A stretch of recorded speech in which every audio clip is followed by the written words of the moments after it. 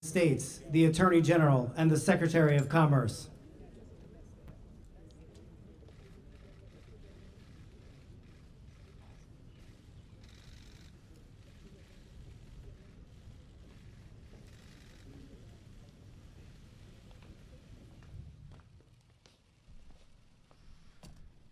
Thank you very much, everyone. Are you a citizen of the United States of America? Oh, gee, I'm sorry, I just can't answer that question, and that's after spending billions and billions of dollars. There used to be a time when you could answer questions like that very easily. There used to be a time when you could proudly declare, I am a citizen of the United States.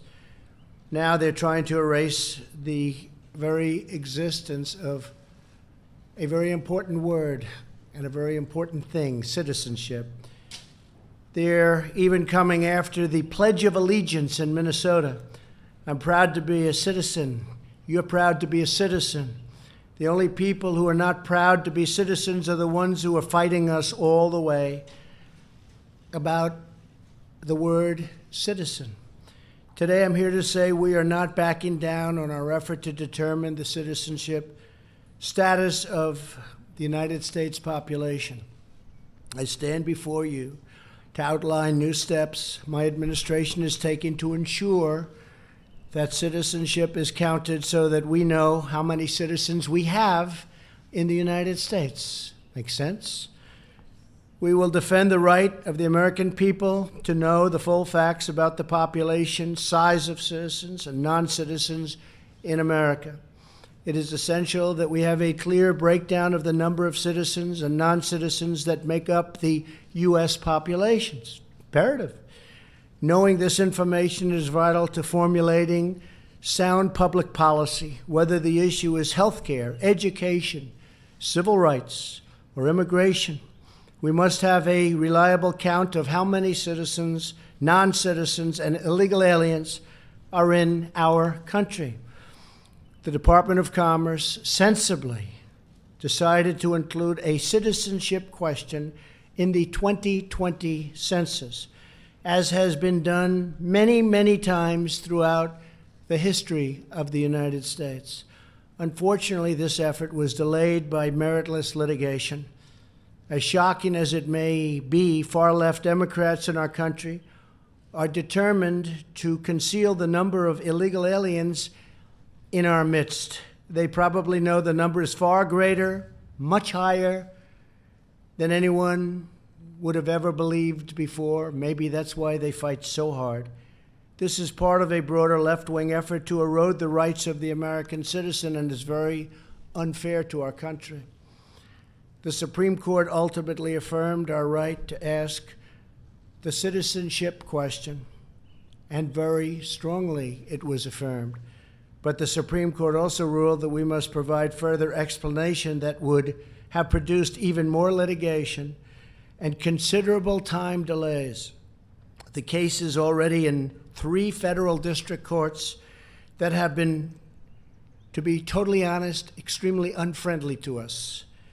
These delays would have prevented us from completing the census on time. It's deeply regrettable, but it will not stop us from collecting the needed information, and I think even in greater detail and more accurately. Therefore, we are pursuing a new option to ensure a complete and timely count of the non-citizen population. Today, I will be issuing an executive order to put this very plan into effect immediately. I am hereby ordering every department and agency in the federal government to provide the Department of Commerce with all requested records regarding the number of citizens and non-citizens in our country. They must furnish all legally accessible records in their possession immediately. We will utilize these vast federal databases to gain a full, complete, and accurate count of the non-citizen population, including databases maintained by the Department of Homeland Security and the Social Security Administration. We have great knowledge in many of our agencies. We will leave no stone unturned. The Census Bureau projected that using previously available records, It could determine citizenship for 90% of our population or more.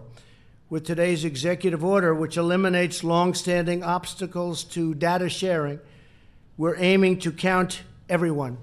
Ultimately, this will allow us to have an even more complete count of citizens than through asking the single question alone. It will be, we think, far more accurate.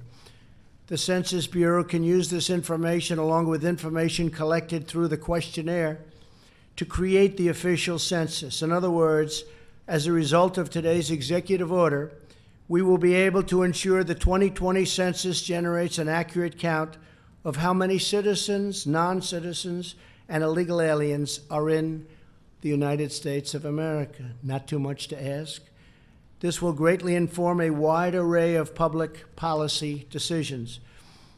This information is also relevant to administering our elections. Some states may want to draw state and local legislative districts based upon the voter-eligible population. Indeed, the same day the Supreme Court handed down the census decision, it also said it would not review certain types of districting decisions, which could encourage states to make such decisions based on voter eligibility. With today's order, we will collect all of the information we need to conduct an accurate census and to make responsible decisions about public policy, voting rights, and representation in Congress. In everything we do, we will faithfully represent the people of the United States of America. I would like now to introduce Attorney General Bill Barr to the podium. Thank you. Thank you, Bill.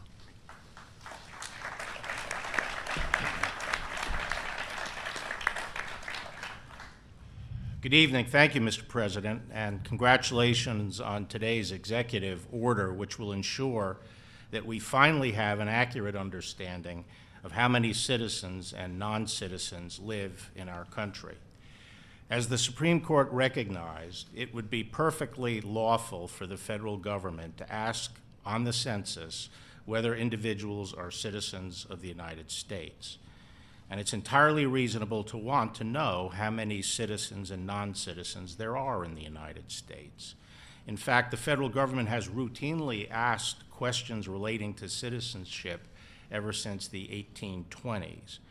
But while the Supreme Court correctly recognized that it would be entirely appropriate to include citizenship questions on the census, it nevertheless held that the Commerce Department did not adequately explain its decisions for doing so on the 2020 census. Because, as the Supreme Court recognized, the defect in the Commerce Department's decision was curable with a better record, the President asked me to work with Secretary Ross to determine whether there remained a viable path for including a citizenship question on the census. I did so. In my view, the government has ample justification to inquire about citizenship status on the census and could plainly provide rationales for doing so that would satisfy the Supreme Court. And therefore, there is no question that a new decision to add the question would ultimately survive legal review. The problem is that any new decision would be subject to immediate challenge as a new claim in the 3 ongoing district court cases. In addition, there are injunctions currently in place that forbid adding the question. There is simply no way to litigate these issues and obtain relief from the current injunctions in time to implement any new decision without jeopardizing our ability to carry out the census, which we're not going to do. We're not going to jeopardize our ability to carry out the census. So as a practical matter, the Supreme Court's decision closed all paths to adding the question to the 2020 census. Put simply, the impediment was a logistical impediment, not a legal one. We simply cannot complete the litigation in time to carry out the census. One other point on this. Some in the media have been suggesting, in the hysterical mode of the day, that the administration has been planning to add the citizenship question to the census by executive fiat without regard to contrary court orders or what the Supreme Court might say.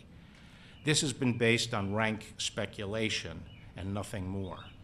As should be obvious, this has never been under consideration.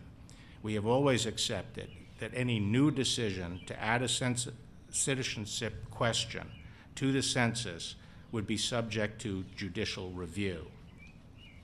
Turning to today, I applaud the President for recognizing in his executive order that including a question on the census is not the only way to obtain this vital information.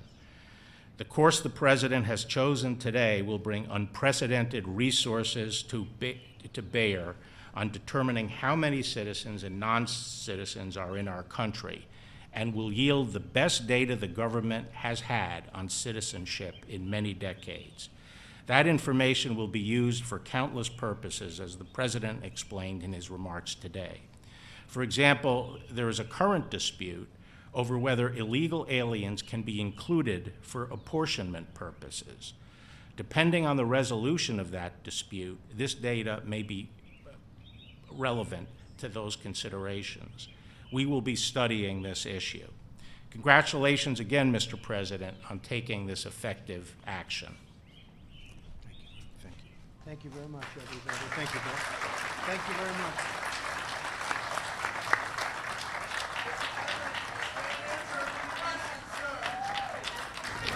Mr. President, are you happy with... We talked to the real